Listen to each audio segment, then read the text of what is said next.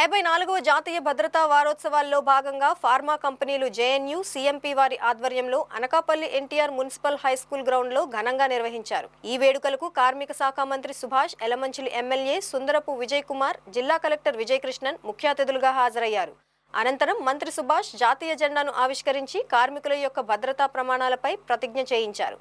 ఆపై కార్మికుల భద్రత కొరకు తలపెట్టిన భారీ అవగాహన ర్యాలీని మంత్రి సుభాష్ కాగడ వెలిగించి ప్రారంభించారు. మొట్టమొదటిసారిగా అనకాపల్లి చరిత్రలో ఎన్నడూ లేని విధంగా 4000 మంది ఉద్యోగులు, కార్మికులతో తలపెట్టిన భారీ ర్యాలీ మెయిన్ రోడ్డు మీదుగా పెంటకోట కన్వెన్షన్ హాల్ కి చేరుకుంది. అక్కడ ఏర్పాటు చేసిన స్టాల్స్ ను మంత్రి సుభాష్ సందర్శించారు. పరిశ్రమల్లో ప్రమాదాలు జరిగే సమయంలో వినియోగించే యంత్ర పరికరాలను, వాటి పనితీరును మంత్రికి వివరించారు.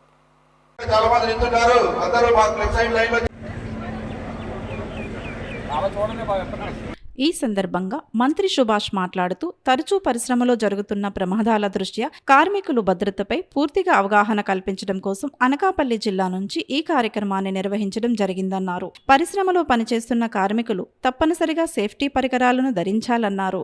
గడిచిన 9 నెలల్లో పరిశ్రమలకు సంబంధించిన ప్రమాదాల కారణంగా 43 మంది కార్మికులు చనిపోవడం బాధాకరమన్నారు. ముఖ్యంగా గత ప్రభుత్వం ఆలస్యత్వం వల్లే దురదృష్టకరమైన ఘటనలు చోటు చేసుకున్నాయని అన్నారు. గత ప్రభుత్వం కార్మికులు భద్రత పూర్తిగా గాలికి వదిలేసింది అన్నారు. పరిశ్రమల యాజమాన్యులు, కార్మికులు, ప్రభుత్వ యంత్రాంగము అందరూ కలిసి జీరో యాక్సిడెంట్స్ అనే నినాదంపై ముందుకు వెళ్లాలని కోరారు. ఈ ప్రాంతంలో బర్నింగ్ వార్డుతో పాటు 6 ఈఎస్పీ హాస్పిటల్స్ను త్వరలో ప్రారంభించడం జరుగుతుందని తెలిపారు.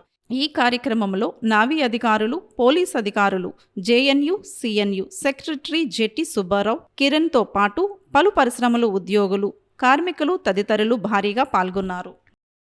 ఈరోజు 54వ జాతీయ భద్రతా వారోత్సవం సందర్భంగా అనకాపల్లి జిల్లాలో ఈ భద్రత కోసం, ఈ కార్మికులకు పూర్తి అవగాహన తీసుకురావడం కోసం ఎదురుకొండ అనకాపల్లి జిల్లాలో ఈ యొక్క కార్యక్రమం ఏర్పాటు చేయడం. సుమారు 884 ఫ్యాక్టరీస్, ఇండస్ట్రీస్ అనకాపల్లి జిల్లాలో ఉండగా సుమారు 205 కెమికల్ ఫ్యాక్టరీస్ ఇక్కడ ఉన్నాయి. మెజారిటీస్ ఫ్యాక్టరీస్, ఈ కెమికల్ ఫ్యాక్టరీస్లో నిరంతరం మనం చూసాం. ఈ 9 నెలల్లో 43 మంది చనిపోవడం.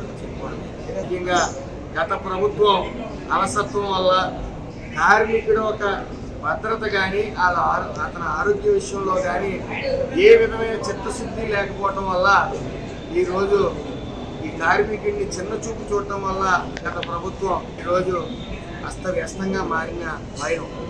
మరి రాష్ట్రంలో తొలిసారిగా ఈ యొక్క కార్యక్రమాన్ని ఈరోజు నిర్వహించిన జేఎన్పీసీఎంఏ, ఎంఏఎస్ఆర్ఎం అండ్ ఎస్ఓహెచ్ వారి ఆధ్వర్యంలో ఈ యొక్క కార్యక్రమం జరుపుకోవడం జరుగుతుంది. దీని లక్ష్యం ఒకటే, సేఫ్టీ కిట్ అనేది ఖచ్చితంగా ప్రతి కార్మికుడు వాడాలి.